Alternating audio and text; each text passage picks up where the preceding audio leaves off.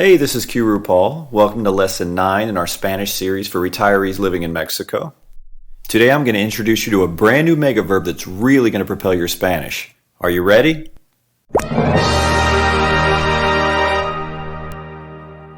The verb is tener, which means to have. Now, just like with the other megaverbs I showed you, we're going to have to conjugate it in order to make sentences. For the time being, let's just stick with the present tense, I and you. So, yo tengo means I have, tú tienes, you have. I've said this several times in previous lessons, but in Spanish, if it's clear who the subject is, and it always is when we're talking about the first or second person, then we can omit the subject altogether. So, yo tengo would just be tengo, and tú tienes could just be tienes. Just like with most of the megaverbs, you're only limited by your own vocabulary. So if I want to say something like, I have 2 pets, I can just go look up the word pet, which is mascota. So I have 2 pets would either be, yo tengo dos mascotas, or I can drop the yo, tengo dos mascotas. Now, being able to use tener in simple sentences like to say, I have 2 pets, or I have a beer, or I have a house, that's useful. But that's not why tener was named a megaverb. Tener was actually named a megaverb because it's used in a lot of different expressions. And the interesting thing is that in certain sentences where we would prefer the verb to be in English, we're actually going to use to have, tener, when we translate it into Spanish. Now that may have sounded a little confusing, but don't worry. I'm going to clear it up as we go through the examples. I'm sure you're going to see what I mean. We're only going to be covering 3 common times that we're actually going to use the verb tener, to have, where we would normally use to be in English. Okay, the first one we're going to cover is age. In Spanish, you don't say, I'm 46 years old. You say, I have 46 years. So, tengo 46 años. Now, you can look up individual numbers and just plug it into this phrase.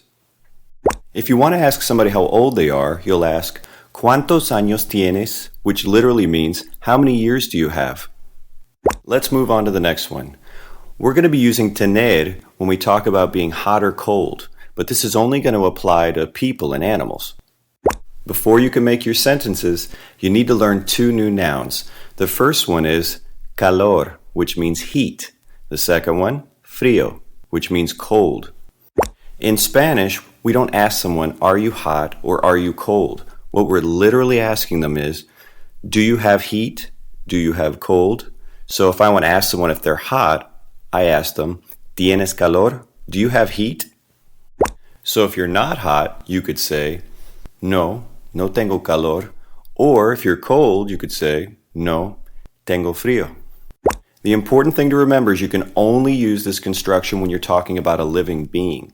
If you're going to talk about the weather being hot or cold, or an item being hot or cold, those are completely different expressions that we're going to cover in a future lesson.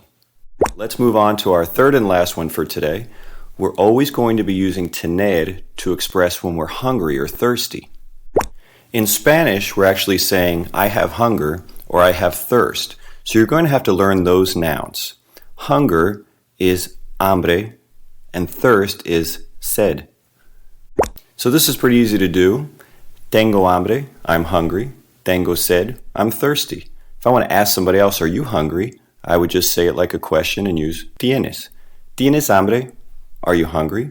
¿Tienes sed? Are you thirsty?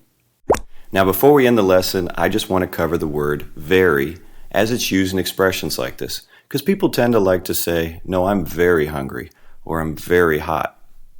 To do this, we're going to be using the adjective mucho.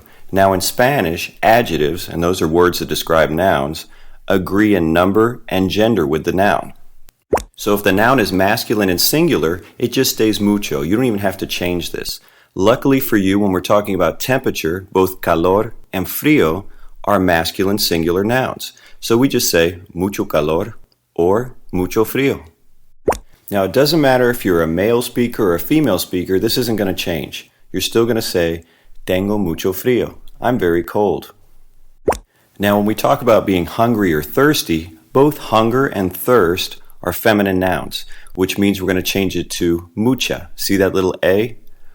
Mucha hambre, very hungry.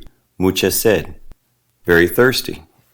So if you want to ask someone, are you very hungry? You're literally asking them, do you have a lot of hunger? ¿Tienes mucha hambre? Just to summarize what we've covered today, we're going to be using tener in expressions about age, whether a person or animal is hot or cold, or when we're trying to express hunger or thirst. Now it's your turn. Can you translate the 4 sentences I put on the board? If you need a little bit more time, go ahead and stop the video. Are you cold? ¿Tienes frío? No, I'm very hot. No, tengo mucho calor.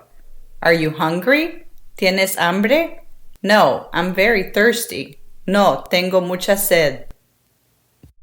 So how'd you do? Did you get them all? Now, whenever you're learning a new language, and it doesn't matter if it's Spanish or French or anything else, it's important to keep in mind that the new language is not likely to mirror your native language perfectly. So what that means is that in many circumstances, you're not going to be able to do a word-for-word translation. You've seen a few examples of that today. Now, the easiest way to remember the differences is to think of the sentences literally. Don't think, tengo hambre means I'm hungry. Think, in Spanish, they say I have hunger. So tengo hambre literally means I have hunger. If you memorize the phrases that way, you're less likely to forget them. Well, that's all we have for today, but don't think we're done with tener. We're going to be talking about it in the next lesson also. In that lesson, I'm actually going to be giving you a bunch of phrases that use tener that you can use as plug-and-play phrases. It'll really give your Spanish a boost. Hasta luego.